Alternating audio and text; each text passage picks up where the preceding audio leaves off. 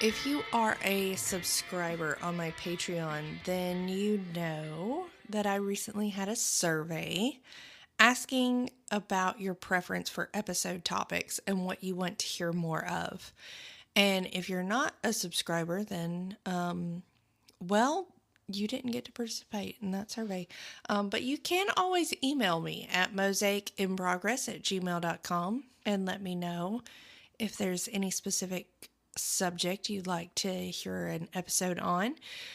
But my recent survey on Patreon, I got the feedback to just do a lot more of the same. But also they wanted to hear more episodes on witchcraft. And it's really funny because I posted on my personal social media recently about how I've sort of just been hiding in the broom closet and just really keeping myself hidden as who I am as a witch and the work that I do, which is very shamanic and very much not very socially acceptable in most circles. I've done that a lot because I really didn't want it to hurt my career, and I'm like 6 weeks unemployed at this point. I don't fucking have a career anymore. The job market is so fucked right now. I am an extremely qualified nurse, and I have had so many interviews and second round interviews and third round interviews and in-person interviews and panel interviews, and they haven't gotten me anywhere. And I am not so delusional as to think that I'm qualified when I'm not. I am very aware of my capabilities and my qualifications and where that lets me land in a job market. And I kind of just like reach this point where I'm like, fuck it, I don't even have a job right now. What am I doing? Who am I performing for? My non-existent employers? The people who have connected with me on social media through my job, who are not helping me get a job right now? And I don't mean that in any way offensively towards the people who I know through my career. I'm not like, oh, you're not helping me get a job. I don't mean it that way. I just mean that I try to be professional on my personal social media to a degree because of the professional connections that I have on there.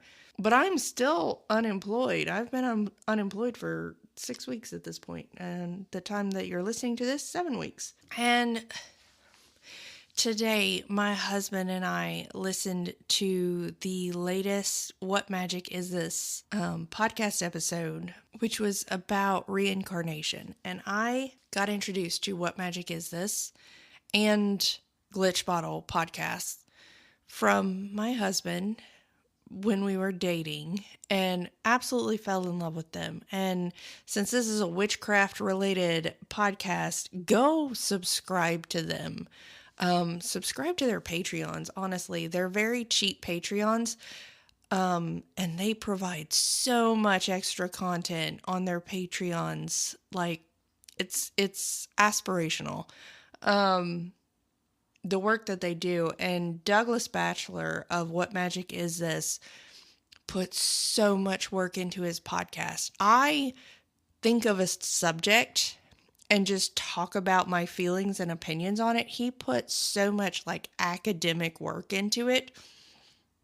Like he should have a doctorate for every episode that he does. Honestly, the amount of work that he puts into his podcast with compiling resources, and it's a very, he doesn't present it in an academic way, but it's a very academic podcast, and it's truly impressive. And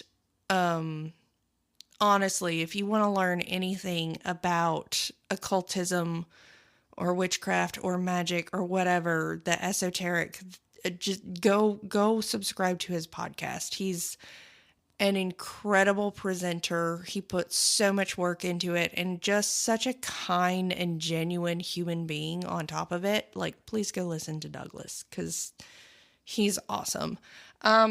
But I was listening to his latest podcast and I was really excited when I saw the topic because it was about like reincarnation and past lives. And he had like a butterfly, the monarch butterfly, for the picture for the podcast episode. And I was like, oh yeah, this is going to be my jam. And it completely was 2.5 hours of me just nerding out with him and my husband. He didn't know we were nerding out with him, but we were. With so much wonderful information about like studies that were done and the research that has been done and the writings that have been done and just absolutely incredible information. Like, please go listen to it. Even if you chop it up in sections, because 2.5 hours is a long podcast, but so worth the listen. So worth the listen. I had suggested to my husband, because we both subscribe to his Patreon and we both love his work. I was like, we could listen to it together this weekend, kind of like a date night thing. So we just laid there together and listened to the podcast. And I asked him, what he thought of it. And he told me his thoughts. And then I shared my thoughts. And I believe in reincarnation, but not in the way that anyone I have ever spoken to has ever talked about it or thought about it. So I felt like Douglas Bachelor called me out personally in his podcast because he spoke about his listeners who were like very scientifically minded and didn't really think of things in magical terms. And I was like, damn, call me out, Doug. Rude. I mean, fair, but rude. But also, thanks for the inspiration, because he said that, I came up with the idea for this episode. I, for a long time, have believed in reincarnation, but not in the sense that you as a person die and then come back to life as another person with some memories of your past life. I think of things very scientifically, and most of my faith, and it is my faith, is very much evidence-based practice. And I've talked about this before. I am a nurse. I will die a nurse. But the thing about being a nurse is that everything that you do is based on evidence-based practice. You don't do something if there's no evidence to do it. And my faith has taken on that same mentality. And I honestly have to blame the book, which is Midwives and Nurses, for that happening, because it tied together my spirituality and my practice, my profession, in a way that I had always felt but never been able to articulate. The law of conservation of energy tells us that energy is neither created nor destroyed. And if you delve further into physics and energy, you will discover that everything is made up of energy. Atoms, at their most basic element, are energy. They are pure energy, negative or a positive charge. There was an experiment done in the early 1900s about the weight of the soul, and that experiment, called the 21 grams experiment, did receive a lot of criticism that was valid, because the results truly were inconclusive, but they were indicative of something that should have prompted further study. And the publication of the results was that the soul, on average, weighs 21 grams. And the reason that they came to this conclusion is because they had dying people on a scale. And at the moment of death, they lost, average, 21 grams. And the fact that we were able to measure a loss of weight should tell us that there is more to this life than just this physical body, and that energy is more important and literally has more weight than we give it credit for.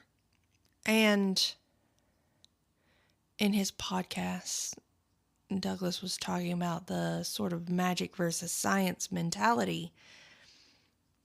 And I don't disagree with what he's saying, but I think that this is an issue that we face a lot, in that we think these two things are at odds with each other, and I don't. I am a witch because I am a nurse, because I work on evidence-based practice, because I am a scientist. I have a scientific mindset. That is why I practice witchcraft, because I do what works. What evidence shows me is effective. I have a friend, I think I've mentioned this in previous podcasts, who says that witchcraft is spicy psychology. And it is, but it's so much deeper than that when you use that as a way to dismiss. And she does not. My friend is amazing. She's a death doula. She's a business owner. She's an entrepreneur. She is one of the most incredible people I have ever met. And extremely supportive of me also. And I don't mean this in any way to denigrate her in saying it's more than that. And that's, no. She gave me the catchphrase. I'm running with it. The difference between magic and science is the knowing. Because science is magic until you understand how it works. And then it's science. Then it's explainable and it's repeatable. And magic is this thing on the outskirts. Magic or witchcraft, however you want to phrase it. It's this thing on the outskirts of society that we don't understand, and only really weird people do it, and they keep doing it, and their lives keep getting better, and things keep working out for them, and their enemies somehow keep having terrible things happen to them. The difference is the knowing. The difference is the understanding of the inner workings. And that doesn't make it any less magical. Have you studied science?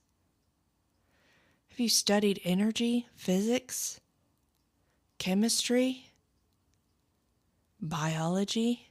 The way that a child comes into the world? It's fucking magical. Absolutely magical. It is amazing. It is awe-inspiring. It is, in some senses, beyond comprehension. Oh, we can understand the mechanics of it. How does chance work? That sperm hits that egg at just the right time, and everything works out perfectly. It is a miracle.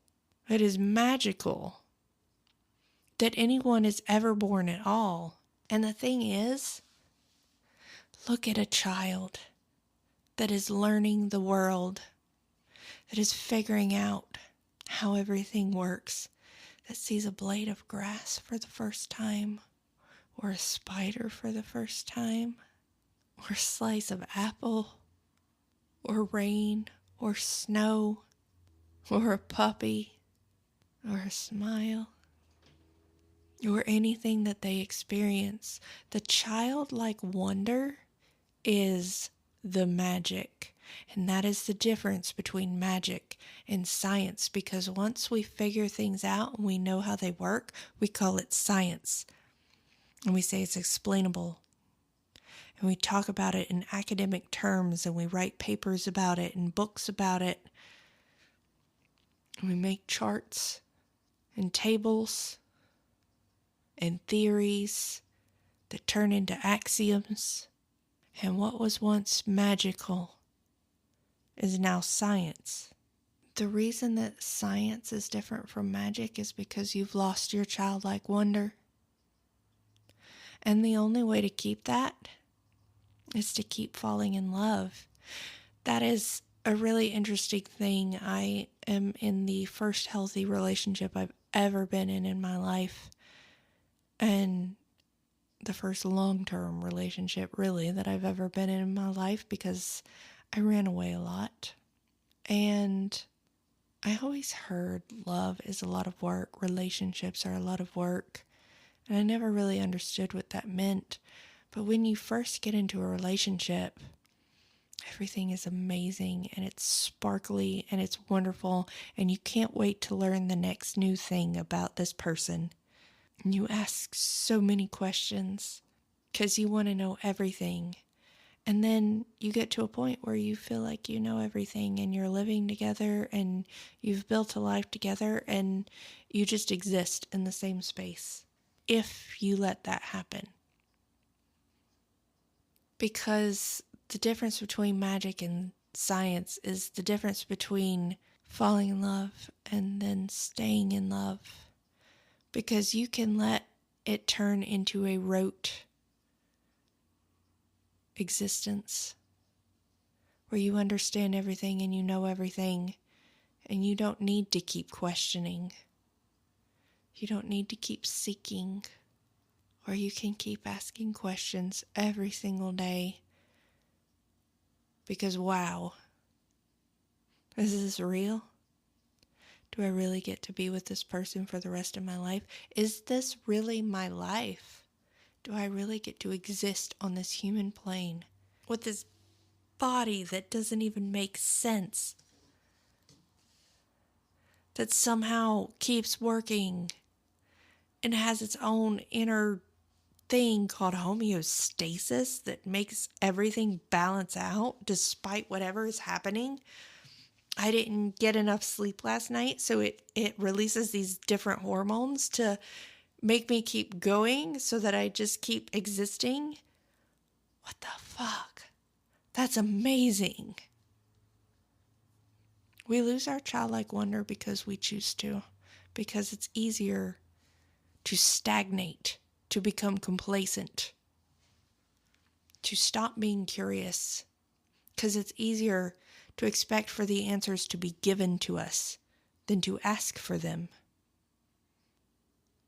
When I first started talking to my husband, we connected over Hermeticism, and I had never heard of Hermeticism in my entire life before that conversation.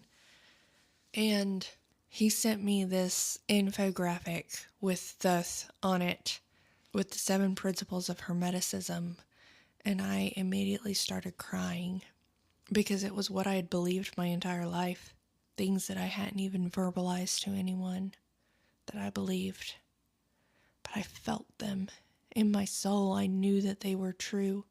And one of the things that I love about the philosophy that is Hermeticism is that it doesn't really require anything of you except that you show up with honesty and integrity in the world, that you recognize your place in the world and how you impact it, and how your own actions and thoughts impact you and the rest of the world. And that resonated with me so much because I don't like man-made rules. I can work with the rules of the universe. I can even work with certain rules of society where you have to do certain things to exist within a society. I can accept that, like, don't leave all your trash on the side of the road because it hurts other people, things like that. But I don't work well with man-made rules, and I do work very well with energy. And this goes back to the spicy psychology comment, because witchcraft, in its truest, purest form, is just working with energy. I joke to people who know that I'm a witch with offers to hex people who vex them. I don't hex people. I don't need to.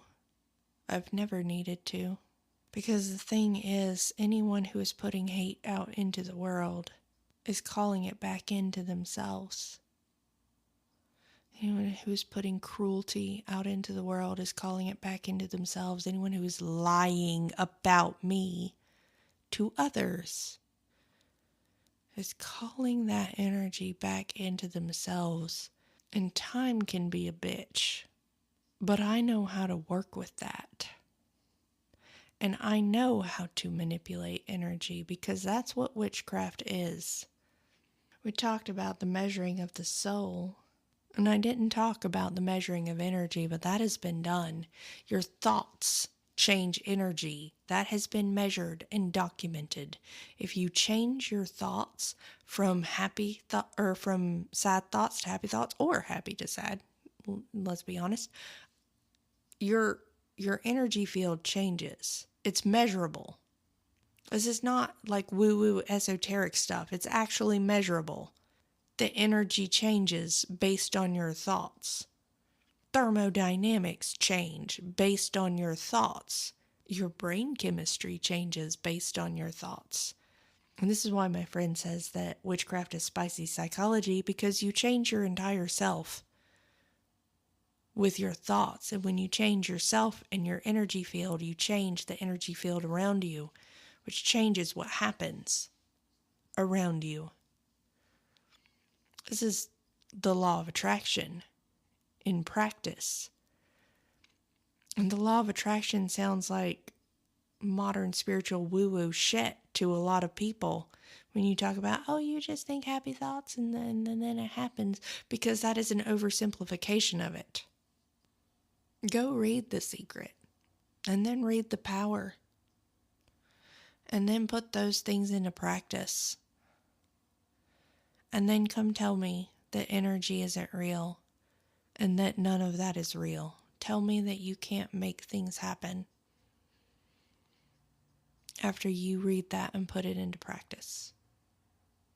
After we listened to the What Magic Is This episode, I asked my husband what he thought, and he asked me what I thought. And I hold back a lot in talking about my true spiritual beliefs. I talk about very high level stuff on this podcast and on any of my social media.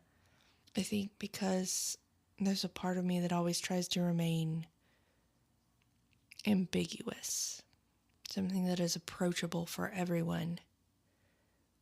And I know that's not the way to do it. I've been following Abel Hart for a couple months now. He just showed up on my feed a couple of months ago, shortly before I left, before I was forced to leave my job. And he posted something recently that said that to put quantity out over quality, that he tried to like be perfect and put out the perfect things and to just let himself be imperfect. And then you'll figure out what your quality is as you're putting out the quantity. But I think also on top of that, I don't necessarily disagree with any of that. But on top of that, your vibe attracts your tribe, and your weirdness calls in the people who are weird like you. So my thoughts on the episode and reincarnation in general are very scientific, because that's how I think. I am autistic. Let's not forget that.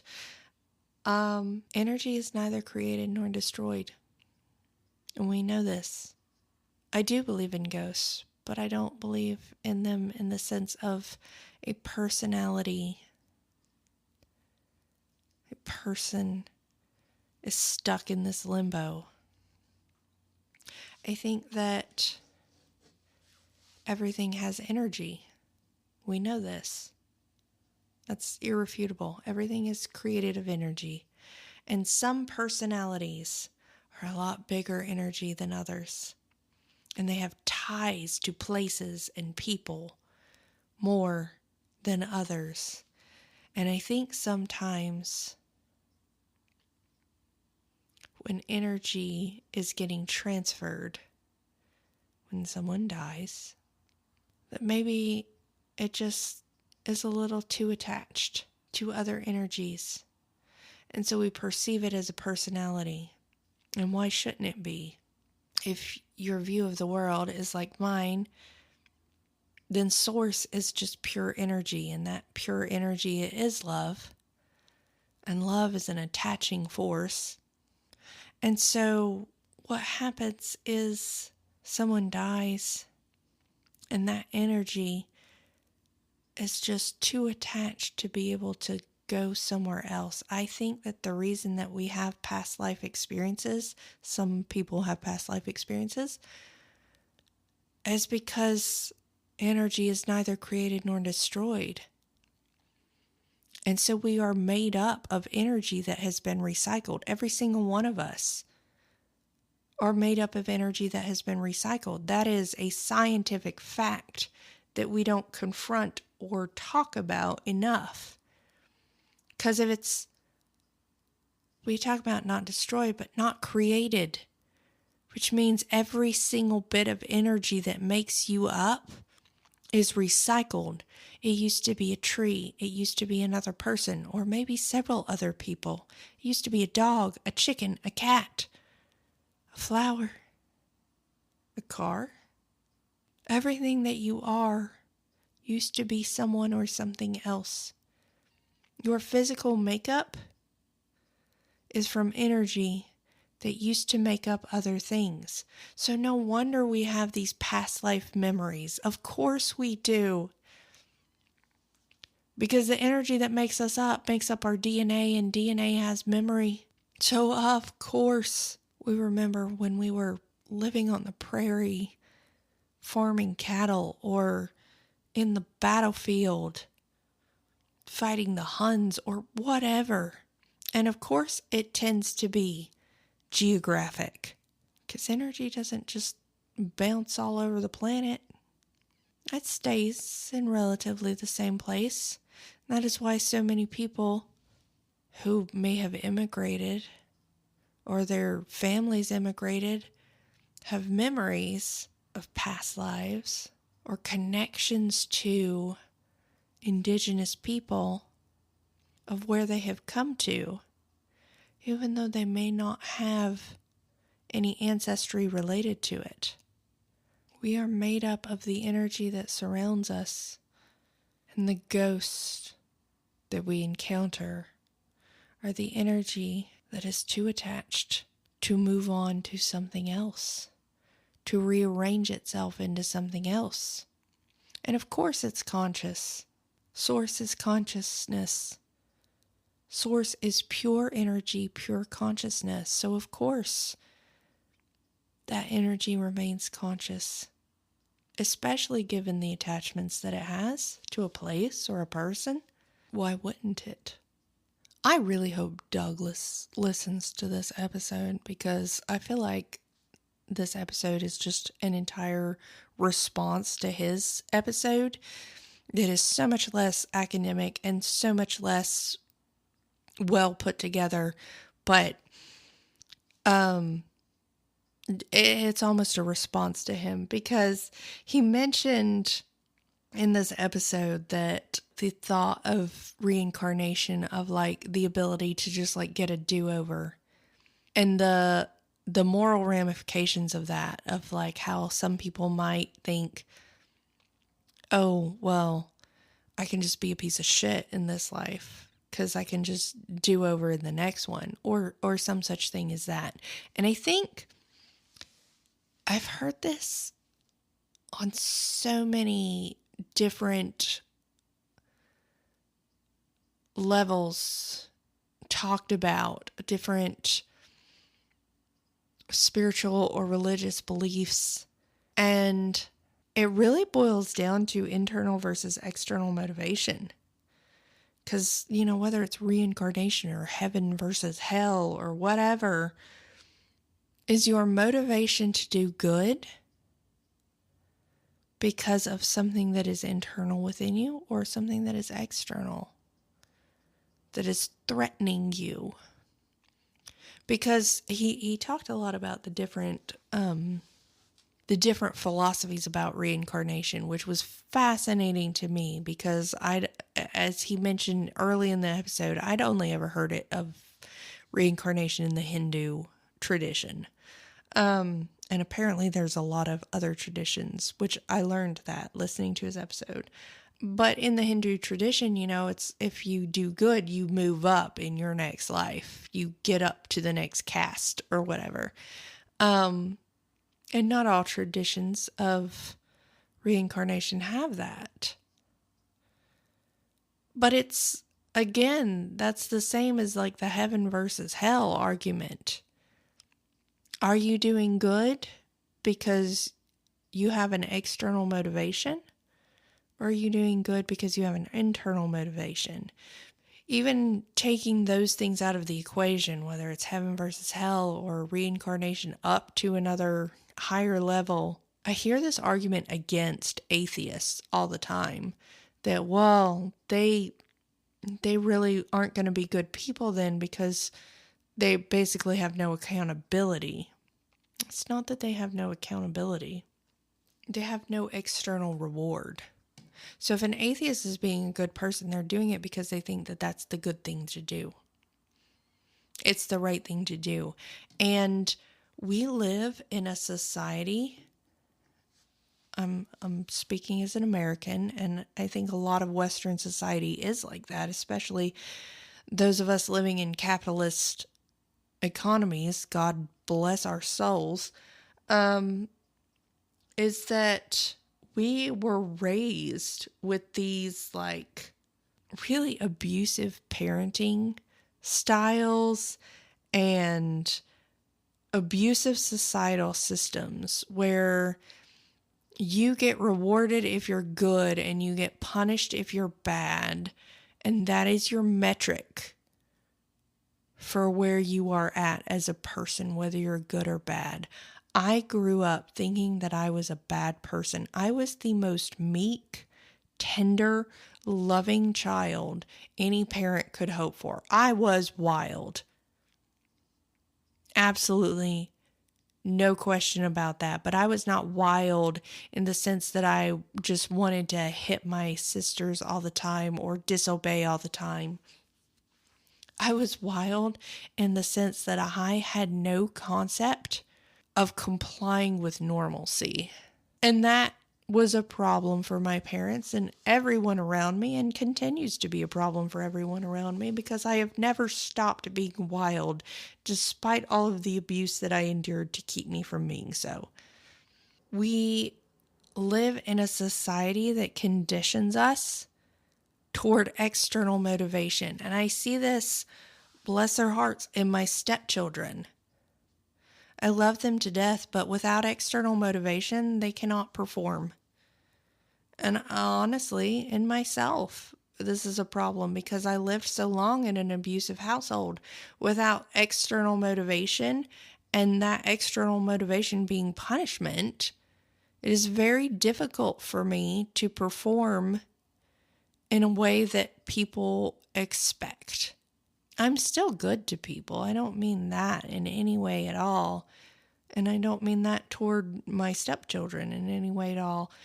But we have developed a society that conditions us toward external motivation and away from internal motivation. And so we don't have that internal motivation of love and curiosity of what is this and how can I interact with it? It is, what is the expectation of me and how am I supposed to meet that? And so we've fully lost our connection to the spiritual world with this external motivation mentality, which makes everything difficult because it's very hard to work with the law of attraction when your main concern is, are you meeting expectations? And so we don't think about things like energy and magic and ghosts and love. We've lost our curiosity as a society because we have ChatGPT and Google and we can use these Leviathan technologies that are destroying our economy, destroying our environment, destroying the working man, and destroying our connection, rather than, like a child, with wide-eyed wonder and a heart full of love, just simply asking, why? The answer is the question, and it always has been. The entire point of existence is to exist and to experience existence as a human. And